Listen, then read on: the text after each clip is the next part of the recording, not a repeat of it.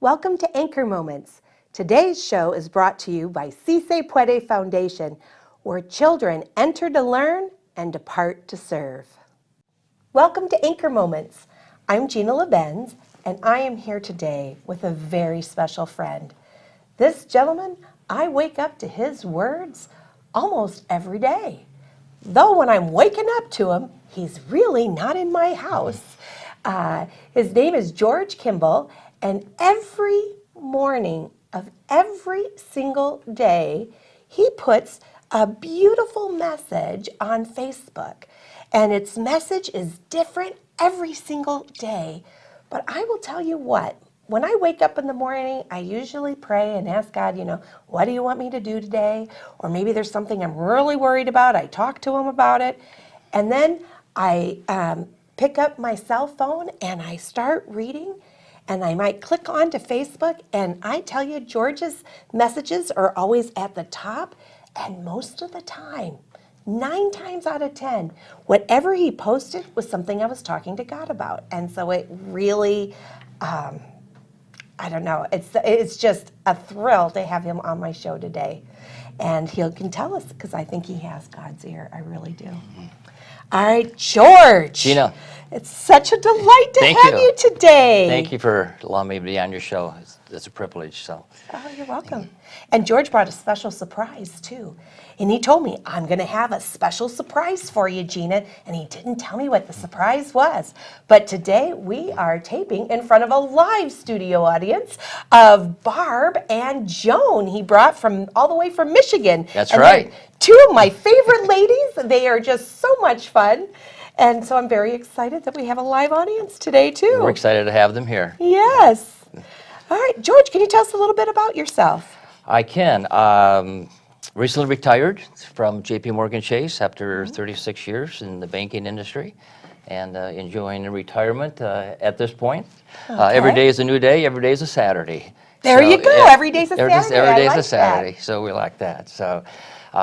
Terry and I have been here in Arizona for going on 11 years. Okay. We migrated from Michigan back in 2009. Okay.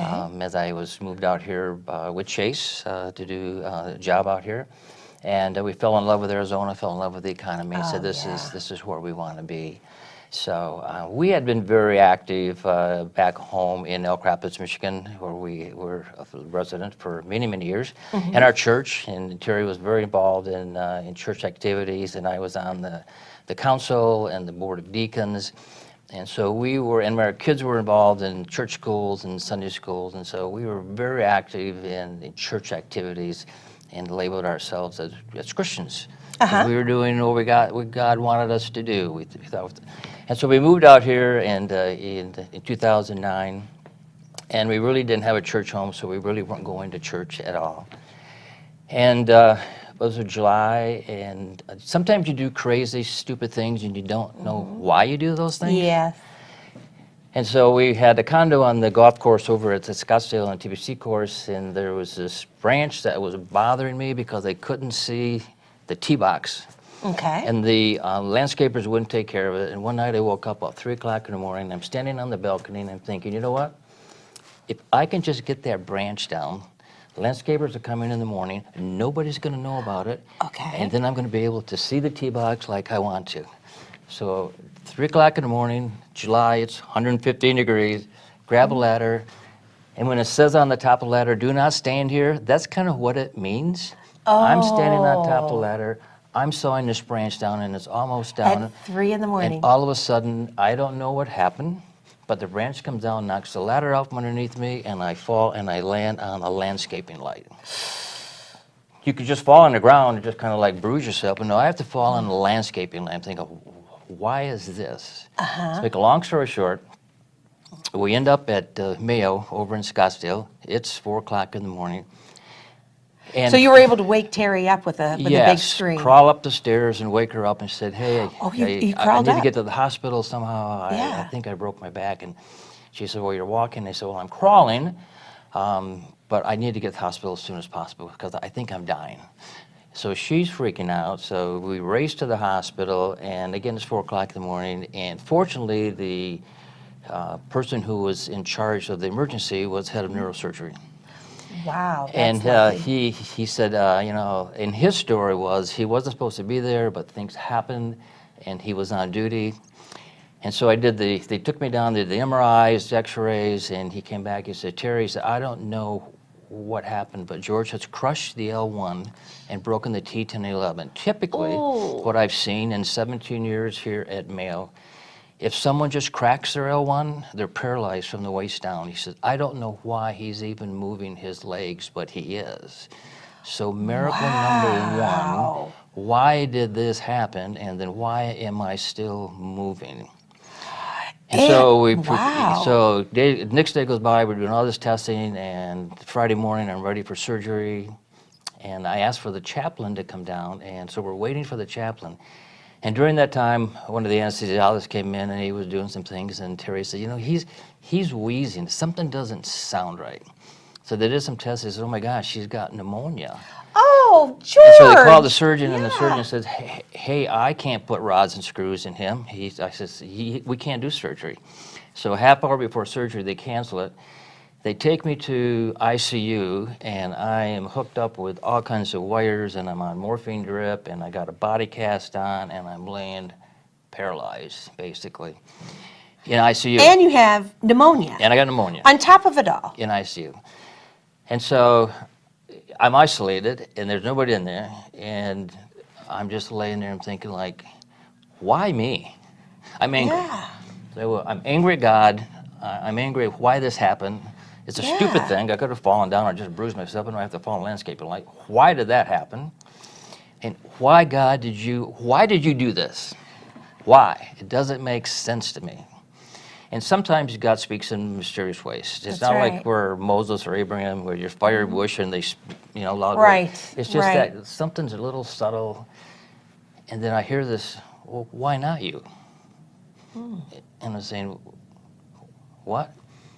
Well, why not you? Well, why not me? Go witness for me. And I'm thinking, like, dude, I'm laying here in a bed hooked up with wires Yeah. and a body cast, and I can't move, and you want me to go witness for you? All these thoughts are going through my mind. And it comes back to one of the verses, it's 2 Corinthians 12:9. Okay. My grace is sufficient, and my power is great in your weakness. And I'm thinking, like, wow. So your power is great in my weakness. I'm pretty weak right now because You're I as can't weak move. as you get. Yeah, you can't I'm move. down. I'm And they can't even do I'm surgery on you and they because can't you do got surgery pneumonia. for another week. So a week goes by, and they put me into a regular room because now they have to wait another week until make sure the infection is all gone. So I'm still hooked up. I'm still got Wow. all the casts on, and the nurses keep coming in. And there's one nurse that came in on a regular basis. And I had Terry bring in my Bible and different books. And one of the books that we were going through was this Love Dare book. And it was from the film Fireproof back saw in that. 2008 I loved it. with Kirk Cameron. And Yeah. Stephen and Alec Kinnear did this movie called Fireproof. And in this movie was this book called The Love Dare.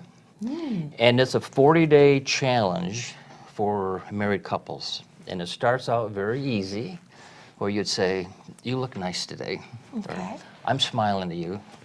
And as the days progress, it gets very, very difficult. So on the 40th day, you pretty much have ingrained yourself with your spouse and with God. So Terry and I had been working on this, and so she brought me, and I'm reading this, and it's on my counter. And one of the nurses says, what are you reading? And I said, well, it's called The Love Dare. It's blah, blah, blah. I told her about it. And she says, oh my gosh, she says, at my church, I'm just starting this young married couple, and we don't have any resources. Can I borrow this book from you and see what happens? So she took the book, went to her class, came back the next morning. She says, oh my gosh, she says, we have 25 young married couples, and we're going to use this book for them, and they're going to love it. And I says, oh my goodness, yes, great. And so And you're laying in the hospital, I'm laying- not yeah. knowing that you can be a witness, I'm that you witness. can help anybody with anything. You probably can't even feed yourself in this body can't. cast. I can't. You are as helpless as can be, but yet you inspired God works that in mysterious nurse. ways. Yes. And the next day, Wow. one of my other nurses came in, and her name was Gloria, and she'd been pretty up most of the time that I was there, and that day she seemed really down. And I said, "Hey, Gloria, what's happening?" And I try to be as positive as I can be all during this process, because that's what God told me to do. He says, you might as well be positive versus negative, because you can't do anything else. Right. And I said, you seem to be down today. She says, yeah. She says, I'm struggling with my husband. There's some issues, and I don't know what to do. I said, Gloria, why don't you take this book and look at it and see if this will help you and your husband. So she took it, came back the next day. She says, you know what, George? She says, we're going to work on this. She says, I talked to my husband last night, and we're going to do this, and I think that's going to really help us. Thank you so much for the inspiration. Wow, so that's like, another couple boom. that he's helping with their marriage while you're laying paralyzed practically in your body cast. Can't move. And you can't even have your surgery yet. No. And you're just busted back laying there. Yeah. So Wow. you can be in different circumstances. You can be anywhere.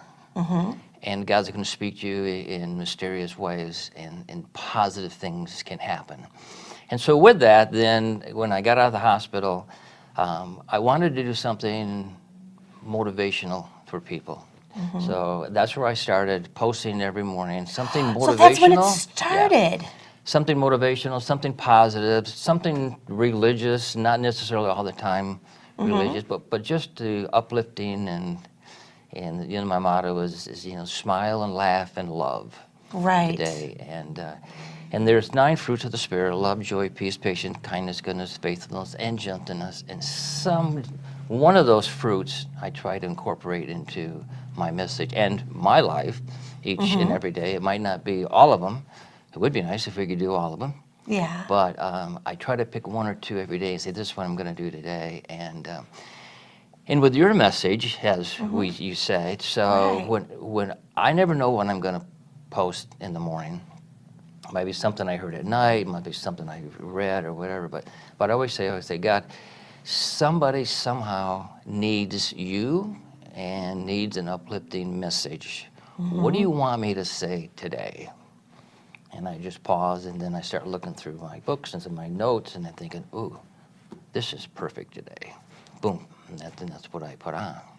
And it reaches people like you, and it Yeah. reaches people, and you don't know how many people you touch on a daily basis, and sometimes with your motivational stuff that I do. So I've been doing this for 9 years, Yeah, 10 it's years. been a bunch of years because 10 years. yeah. So if you I've read 'em figure for a long time. 365 days, and I'm reaching out to 20 to 30 people a day, you can do the math on that. It's And a that's lot of- thousands yeah. and thousands of people that I'm touching. That goes back to ICU unit, and I said, why me? And God said, why not you? Why not you go and witness for me?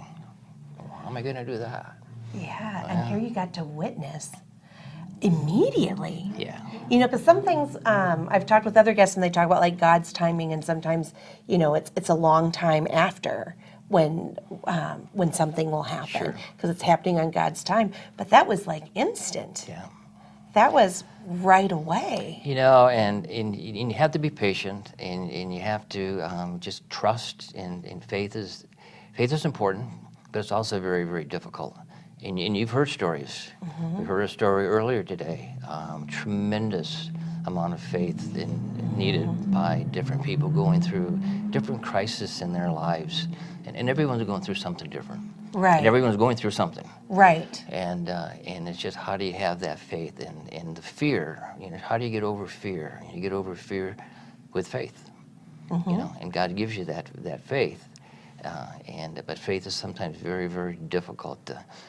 When you're down on the bottom and you're down on the lower level, and you're on your knees, faith is very, very difficult. When you look at, why are these things happening to me? And they shouldn't be. Well, they could be, but they shouldn't be. Why did they happen to me? And that's where faith really comes important. So that was that time where our faith really, and for both of us together, our faith was really, really important to carry us through that time frame. Wow. And that was I'm still stuck on when you went to the hospital and the neurosurgeon was there, and he wasn't supposed to be on supposed to duty. be there, yeah. And 4 a.m, and he just happened to have the luck of the draw. Well, okay, Yeah, they need somebody to come in. You couldn't get any better than having neurosurgery Yeah, to do that. right there to check you out. Yeah. And you should have been paralyzed. Should have been paralyzed. And you are not paralyzed. He said, in my 17 years, he says, from what I've seen, he said, if you crack that L1, which is kind of the main lower part of your back, if you crack the L1, you're paralyzed or partially paralyzed. He said, he should be paralyzed from the waist on down. He said, I don't know why, from a medical standpoint, I don't know why he isn't. And he said, from a religious standpoint, I can tell you why. Yeah. Because God didn't want me paralyzed. He just got a wake-up call. He goes, like a slap. He says, yeah, you weren't witnessing for me. You were a Christian, as we all are on a daily basis, going through the mechanics, but you weren't witnessing for me like you used to be. And I need you to do that. And it was, I call it my wake-up call. Yeah, and the witnessing is so important. That's why I wrote my Anchor Moments book, and that's why I have an Anchor Moment show now, because it's happened in society where we've gotten to where you're not supposed to talk about religion.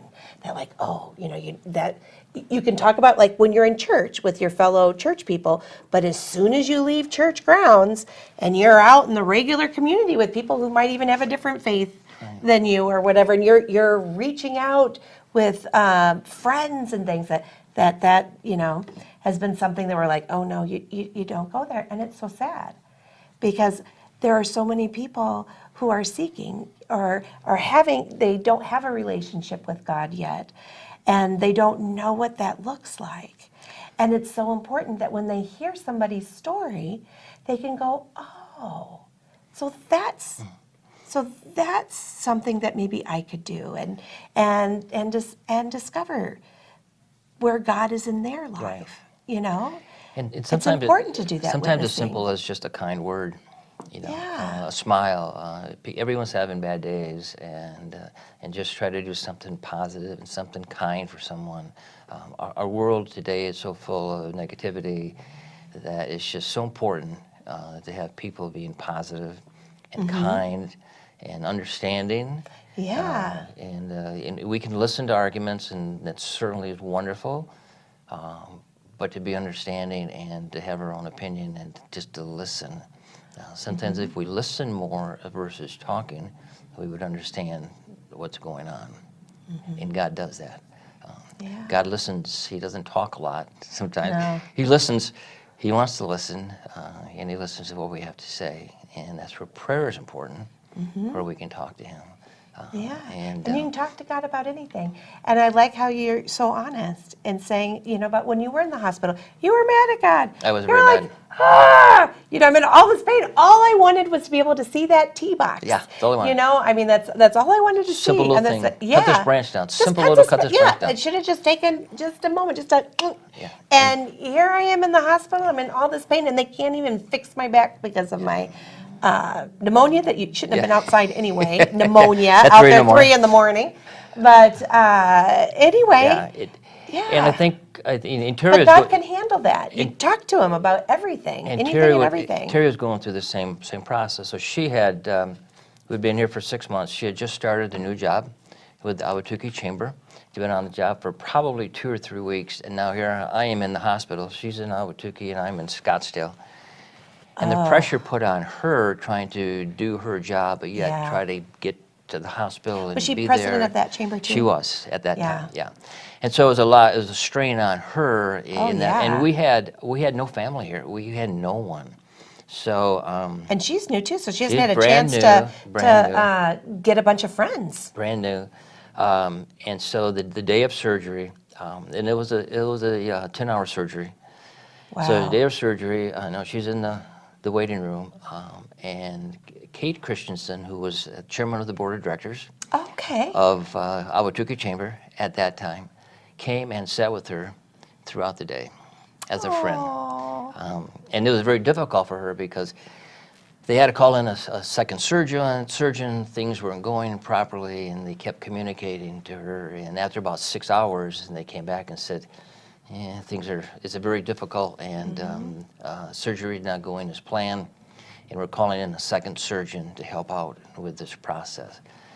And you can imagine what she's going through in her Oh, mind. yeah. And you want to talk about being angry with God. She was extremely angry at that time, and for a long time after that.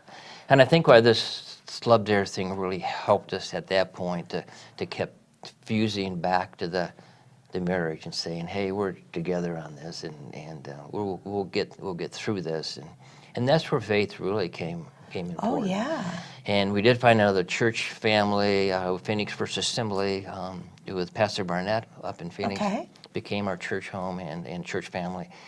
And we actually told this story at the church on the big tram to, I don't know how many thousands of people heard this story. Probably 10,000 people that they do on a Sunday heard the same story. And it was interesting for that time when we did that and they put it on the big screen. Oh, that'd be so And cool. it was probably a 5-minute interview that they had with us, and the number of people that came up to us afterwards and said, oh my gosh, thank you so much for saying that. We've been struggling with this, or we've been struggling with that, or we've had some kind of a situation where we were mad, and we had to find new faith. And the old faith wasn't there, and then God does that, and He tests us all the time, and to see how strong faith can be. And faith changes on a daily basis. And someday we're here, and someday we're down here, and we just keep asking, why? Why is this happening, or why did that happen? And sometimes there's no logical reasoning for that. Sometimes it's people that we also have free will, and some people use their free will really badly. Yeah. People who kill other people or do, and you wonder, well, why didn't He stop them? Yeah. All the things, the terrible things that are happening. Yeah. People are saying, why is God allowing that? But you have to have that faith in knowing that there are good things will always come out of whatever circumstances it is. And so, yeah. So it's interesting how one situation, how one person can start something that will reach thousands of people some way. And I never know on a daily basis, but it gives me that encouragement, and it gives me that fulfillment that even though you say you don't go back and like the post, and I don't know who does that, but I know people are reading it, and I know that if I can just touch and change one life a day, I'm happy, and God's happy. Yeah, and a bunch of times, and a lot of times it was me. And every now and again, I'll write in the comments because I'm probably crying because it just like hit, because when you're praying for something and that's bugging you and it's like, and then the second you're done, you're like, okay, I'm gonna start my day, and you run across your special moment, and it's like exactly what you talked to God about. I'm like, exactly. Like if God was going to give an answer to talk back for me to hear, that would be it. Every now and again, I'll write in the comment section and I'll let you know, because I don't want you to ever stop and think, I'm tired. I don't have anything today. Oh, well, no one's paying attention. Maybe I'll do it tomorrow. That I want you to keep doing it, because there's just too, like I say, it's about 9 out of 10. It's what I needed to hear that day, and it's really awesome. It's fun. It's positive for me, and it's also encouraging if I'm out at a function. In numerous times, we're out at a Chandler Chamber function, and someone will come up to me, and might not even know who they are. Yeah. Who'll come up and say, thank you so much for what you said today, because that's exactly what I needed to hear in the situation that I'm going through in my life. And I don't even know them.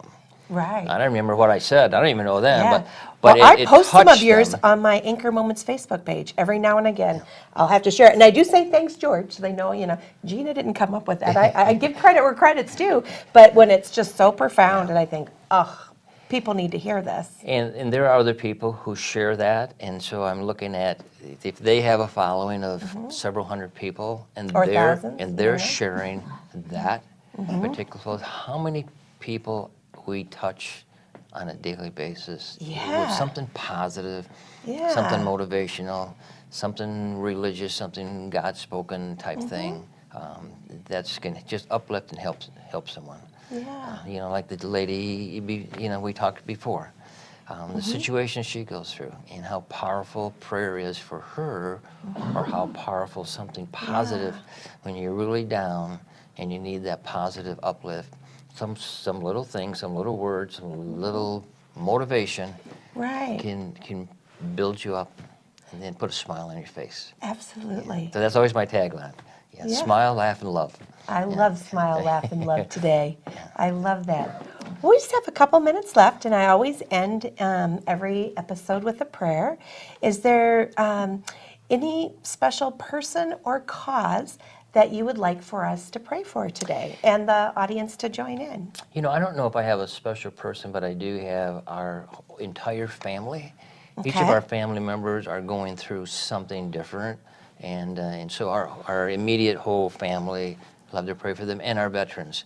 Oh, Our yeah. veterans and our homeless veterans, and I've had, not say the privilege, but the experience of seeing and working with them, and it breaks my heart to see how they've helped us with our country. Now they're struggling, and with our veterans and what they're doing. So our immediate family, our whole family, and our veterans would be preferable.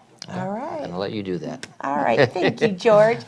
God, please bless George's family, including Barb and Joan, who had to go to the doctor today and get some things done. Bless them. Bless everybody in George's family. Please bless those homeless veterans. God, please help us come up with a solution. We should never even say the word homeless veterans. It should just be veterans are heroes. Please, God, help us do better to our veterans and to help them and help show us the way. And God, please bless everybody who's watching this show today. If they're sick, please help them to get some healing. If they're hurt or tired or anything on their heart that they need help with, please help them. Thank you, God, so much for introducing me to George and inspiring him with his broken back to be a witness every day. Amen. Amen. All right. Well, thank you, everyone, for coming, and hold on to those anchor moments. The preceding program was brought to you by the Holy Spirit Broadcasting Network, HSBN Television. Thanks for watching. Please click to subscribe and click the bell to be notified when we post new Anchor Moments videos.